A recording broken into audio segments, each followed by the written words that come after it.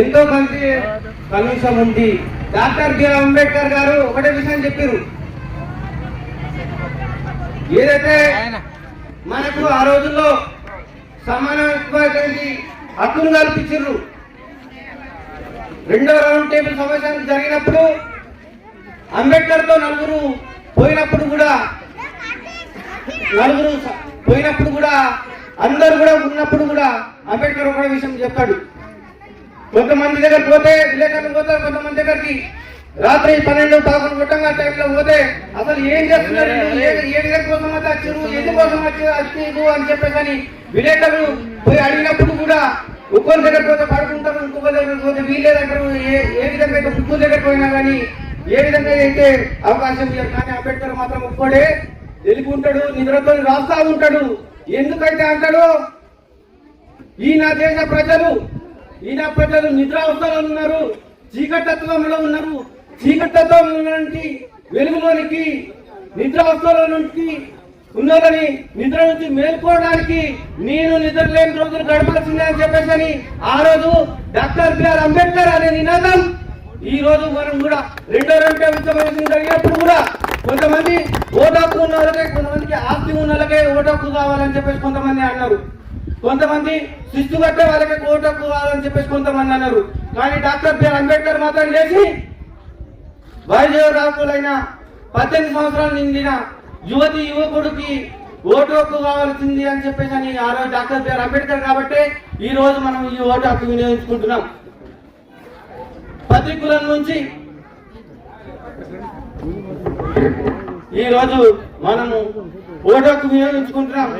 రాబోయే కాలం ఉన్నది. ఈ రోజు ఇక్కడ ఎంతో మంది లేరు. ఇది బిఆర్ అంబేద్కర్ అంటే రాజ్యాన్ని రచించి ఈ రాష్ట్రం నడుస్తున్నది, ఈ దేశం నడుస్తున్నది ఒక్క ఆయన చేతిలో ఉన్న ఒక్క బుక్కుతోనే ఈ రాష్ట్రం నడుస్తున్నది, ఈ దేశం నడుస్తున్నది అని చెప్పేసి మనం అందరం కూడా గుర్తు చేసుకోవాలా. ఆ రోజుల్లో మన అందరికీ కూడా కొంతమందికి కూడా డాక్టర్ బిఆర్ అంబేద్కర్ ఆర్టికల్ 342, 340 బీసీలకు రాసిన తర్వాతనే కూడా ఎస్సీ ఎస్టీలకు కూడా రాయడం జరిగింది.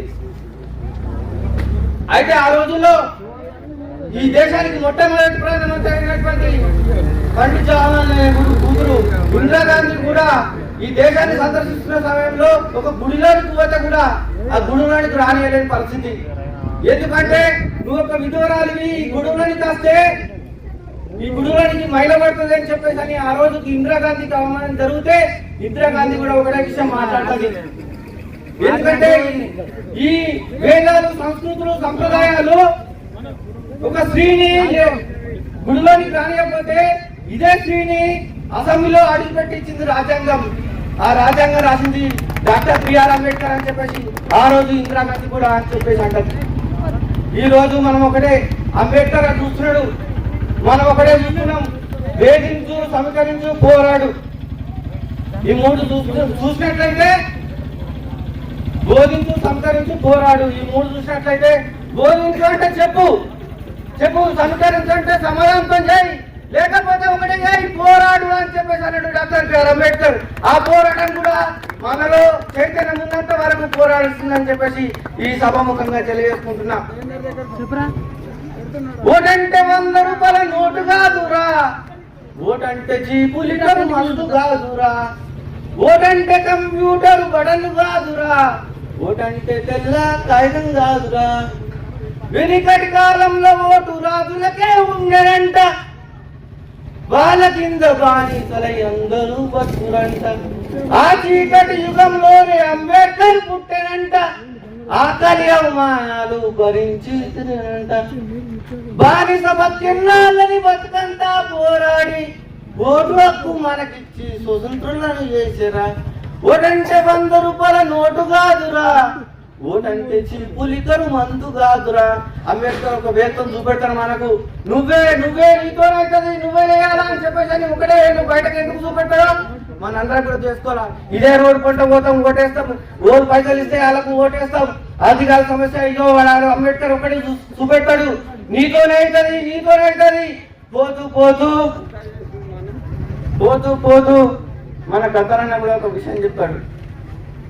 బానిసలారా లెండిరా ఈ బాంచని బతుకులు వద్దురా, బానిసలారా లెండిరా ఈ బాంచని బతుకులు వద్దురా, అడక తింటే మన ఆకలి నిండదు, ఆకలి నిండదు, ఆకలి నిండదు.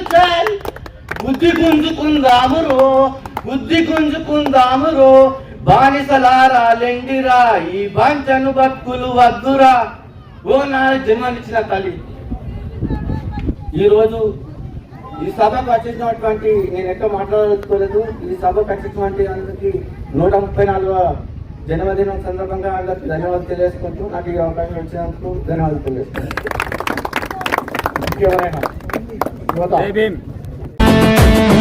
మాకెందుకు మాది కాదు ఆ నినాదం, గని అవగాహన లేకున్నది కొంత సమాజం.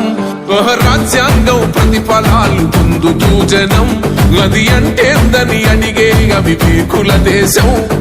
జీవితాన్ని ధారపోసినాడు రమణకై, అవమానాలను భవించి నిలిచెర బలమై. భావితరాల బతుకులు మార్చుట కొరకై, అణచబడిన వాళ్ళ కొరకు పుట్టెర వెలుగై. నువ్వు చదువుతున్న ఈ చదువు ఆయన రాత, నువ్వు చేసుకునే ఈ నౌకరి ఆయన రాతే, నువ్వు పొందే ఏ పదవైనా ఆయన భిక్షే. జై భీం జనకుండ నినాదం, అందరం ఒకటై గెల